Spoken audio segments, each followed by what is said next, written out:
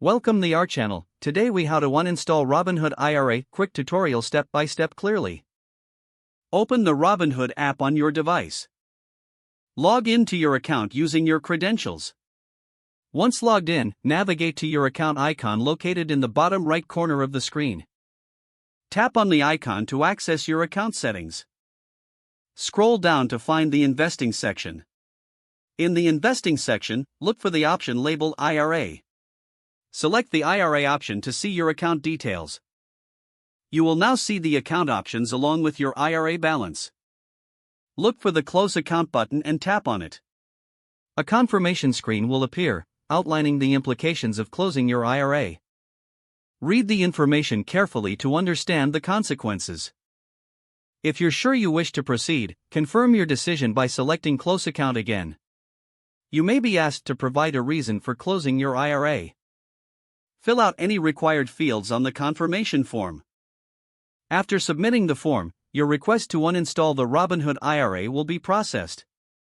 You should receive a confirmation email regarding the closure of your IRA account.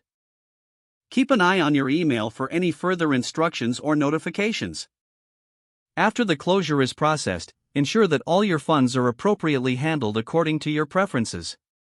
If the page does not load, refresh the browser or try again in a private or incognito window.